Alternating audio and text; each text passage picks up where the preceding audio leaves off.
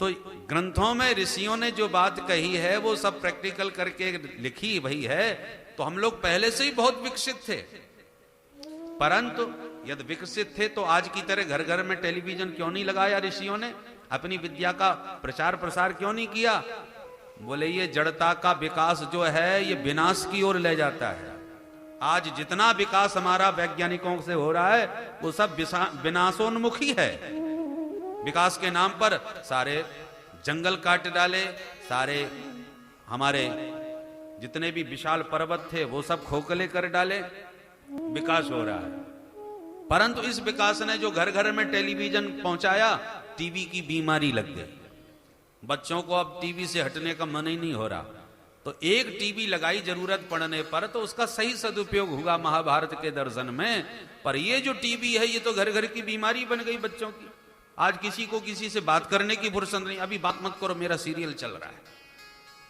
बच्चों को बुढ़ों के पास बैठने का वक्त नहीं रहा। पहले दादा दादी के पास, नाना नानी के पास बढ़िया बढ़िया कहानी सुनते थे और परंपरा से ही अपनी संस्कृति को बच्चे बुजुर्गों से समझ लेते थे। अभिवादनशीलस्य नित्यम वृद्धोपसेविनः चत्वारि तस्य वर्धन्ते आयुर्विद्या यशो बलम, ये हमारी परंपरा थी। परंतु अब वृद्धों का सेवन करे कौन? फुर्सत नहीं बच्चों को कार्टून देखने से। तो आज जो जड़वाद का विकास हुआ है इसने हमारा कितना बड़ा ह्रास कर दिया, हमारी संस्कृति को कितना ध्वस्त कर रहा है। तो ये विकास का परिणाम हम देख रहे हैं। इसलिए मुझे लगता है कि ऋषियों के पास ये विद्या होते हुए यही सब जानकर समझकर उन्होंने उसका विस्तार नहीं किया, क्योंकि उसका परिणाम यही होगा। आज प्रकृति के विरुद्ध आचरण करने से ये जो विकास हुआ इसने कितना भयानक रूप बना लिया। हमारे ऋषियों के पास भी परमाणु बम थे, पर उसका चमत्कार देखिए। अश्वत्थामा को दिया ब्रह्मास्त्र, और ब्रह्मास्त्र का प्रयोग करना है बच्चे को नष्ट करने के लिए। वो बच्चा कहां है? बोले मां के पेट में। तो मां का कुछ नहीं बिगड़ेगा, केवल बच्चा मरेगा, क्योंकि उसी के संकल्प से उस अस्त्र का प्रयोग होगा। कितना चमत्कार है भाई। जिसके निमित्त आप मारण प्रयोग करोगे वही मरेगा, दूसरे का कुछ नहीं बिगड़ने वाला। और अब साहब बंदूक साफ करते करते चल गई, सो जो जिसकी थी वही गोविंदाई नमो नमः हो गए।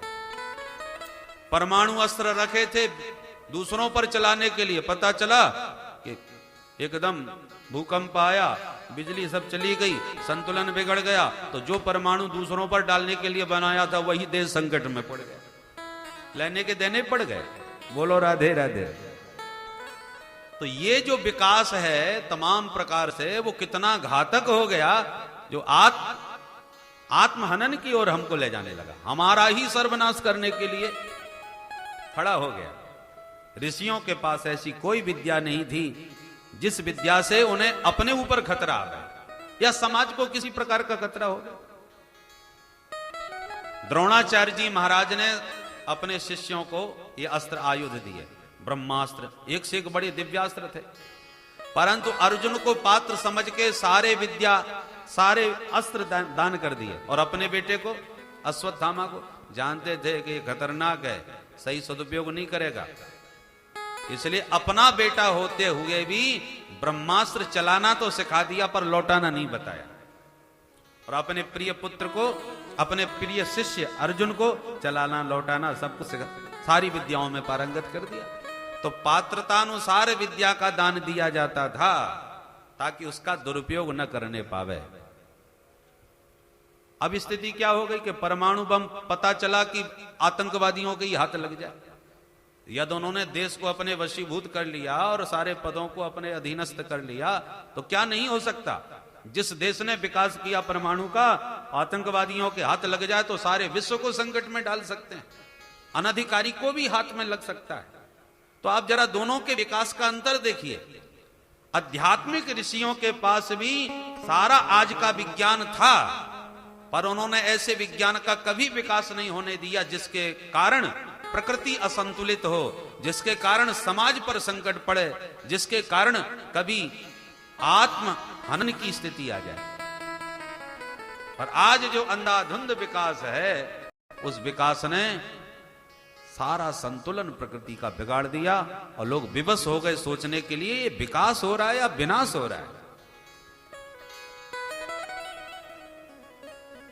आज इतना विज्ञान विकसित हो गया कि और छोड़ो, माने हर चीज में मिलावट हो गई। घी के नाम पर क्या खिला दें कुछ पता नहीं, दूध के नाम पर क्या पिला दें ठिकाना नहीं। ये विज्ञान का विकास है। गौ माता को इंजेक्शन लगा करके सारा दूध निचोड़ लेती हैं, जबकि गाय वत्सला है, वो बछड़े के लिए बचाना चाहती है कि तुम निकाल लो भाई, तुमने मेरी सेवा करी, बदले में तुम भी दूध पियो, पर मेरे बच्चे के लिए भी तो कुछ छोड़ दो। इसलिए वत्सला वो अपने बछड़े के लिए बचाती है, पर विज्ञान ने ऐसा इंजेक्शन लगा दिया कि वो एक बूंद भी नहीं बचा सकती, सब निचोड़ लेते हैं। ये काय का विकास है? ये तो गौ माता के साथ अत्याचार है। अधिक अनाज की उत्पत्ति के लिए खाद बना दिए खतरनाक, जिसके कारण उर्वरा शक्ति पृथ्वी की नष्ट हो रही है, बंजर बनती जा रही है भूमि। पुराने खाद जो थे हमारे गाय के गोबर से और अनेक प्रकार से जो प्राकृतिक थे, तो आप इसकी व्याख्या की जाए तो बहुत समय चला जाएगा। हमें भागवत कहनी है, केवल संकेत इतना करना है। आप विचार करके देखें कि ऋषियों के पास समस्त विज्ञान होते हुए भी फिर उन्होंने आज की तरह विकास क्यों नहीं किया। हमारे कामक विमान की जरूरत पड़ी, करदम ऋषि ने तैयार कर लिया। पुष्पक विमान भी इच्छानुसार उड़ने वाला महात्माओं के पास था, कुबेर के पास था, फिर रावण ने छीन लिया, फिर राम जी के पास भी आ गया। ये सारे विमानों का वर्णन है।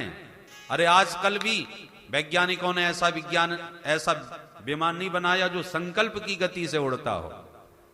पुष्पक विमान तो संकल्प के अनुसार आता था कि नहीं। राम जी को छोड़ने आया अयोध्या में, राम जी पुष्पक विमान से कहते हैं जाओ भैया अपने स्वामी जी के पास। कोई चलाने वाला नहीं था। राम जी को अयोध्या छोड़ के विमान अपने आप ही अपने मालिक के पास चला गया।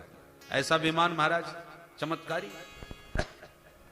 आज विमान छाने लगे तो आए दिन लोग मरने लुढ़कने लगे। क्या हुआ? बोले तो गड़बड़ हो गया, सो उतरते समय टकरा गया।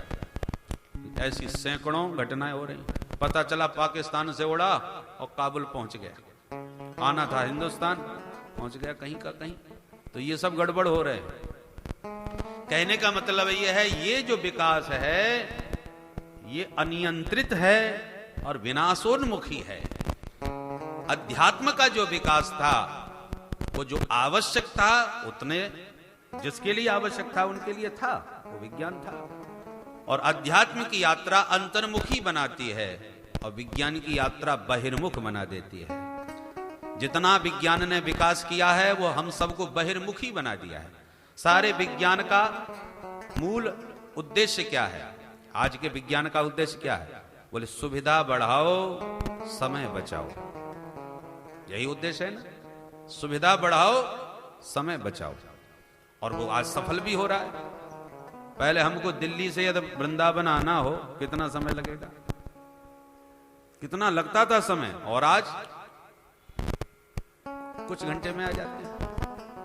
अरे वृंदावन की तो छोड़ो, दिल्ली से बंबई जाना हो तो कई दिन लग जाते थे एक जमाने में। आज 2 घंटे में उड़ के पहुंच जाओ। समय बचाओ, सुविधा बढ़ाओ। समय भी बच गया, सुविधा भी खूब हो गई। तो प्रश्न उठता है कि जब हमने विज्ञान के विकास से इतना समय बचा लिया तो अब हमारे पास समय ज्यादा होना चाहिए कि नहीं? पर मामला उल्टा हो गया। पहले लोगों के पास खूब समय था, अपने माँ बाप के पास बैठने का समय था, पूजा पाठ करने के लिए समय था, समय था लोगों के पास। पर जब से ये समय बच गया तब से लोगों को मरने का समय नहीं रह गया। बड़े गजब की बात है। प्रश्न उठ रहा है कि हमारा ये समय जा कहां रहा है? विज्ञान ने इतनी सुविधा दे करके इतना समय हमारा बचत करा दिया। पहले माताएं चकिया चलाती थी घर में, तब जाकर के चून तैयार होता था, आटा तैयार होता था और रोटी बनती थी घर में। और रात भर 4 बजे से चकिया चलाना माताओं का चालू हो जाता था। कितना परिश्रम के बाद घर के काम होते थे। अब कुछ नहीं करना, सब मशीनरी का काम हो गया, घर बैठे काम हो जाता है। तो सारे काम हो जाते हैं मशीन से, तो माताओं के पास समय ज्यादा होना चाहिए। समय इतना बच गया हमारा, परंतु बचा हुआ समय जा कहां रहा है? जरा विवेक से विचार करें। विज्ञान ने जितना हमारा समय बचाया है वो सब पिकनिक में जा रहा है या रात के 2-2 बजे तक नाचने कूदने में जा रहा है। जो समय हमारा पहले सार्थक जाता था भगवान की सेवा में, शाम होते सब लोग बैठ करके रामायण का पाठ करते थे, बच्चे भी साथ में बैठ जाते थे, उसके एक एक चौपाइयों के अर्थ करते थे। आपने भी खूब देखा होगा, हमने भी देखा है। हाँ, होली आ गई तो होली के गीत माताएं गाती थी, सब मिले जुले, दूरियां भले ही दूर हों पर हृदय सबके जुड़े हुए थे एक दूसरे से। आज दूरियां नहीं रह गई पर हृदय से सब दूर हो गए। सोच के देखिए जरा, पहले लोग शरीर से दूर रहते थे पर हृदय से एक दूसरे से बहुत जुड़े रहते थे। आज शरीर से दूरियां नहीं रह गई, परंतु स्थिति ये हो गई कि हृदय से इतने दूर हो गए कि एक छत के नीचे रहने वालों की भी आपस में राम राम नहीं हो रही। एक घर में रहने वाले भी एक दूसरे से मिल नहीं पा रहे, क्योंकि उसका समय आ गया ऑफिस जाने का, फिर उसका समय आ गया उधर घूमने का, उसका समय हो गया है धारावाहिक देखने का। एक दूसरे के साथ न बैठ पा रहे, न भोजन एक साथ हो जाए, भाई बड़ी भारी कृपा है। कितने दूर हो गए हम एक दूसरे से। पहले दूर दूर के रिश्ते बनते थे, आज सगे रिश्ते भी हमें दूर के लगने लगते हैं। माँ बाप भी बाहर लगने लगे, सगों की बात छोड़ दो।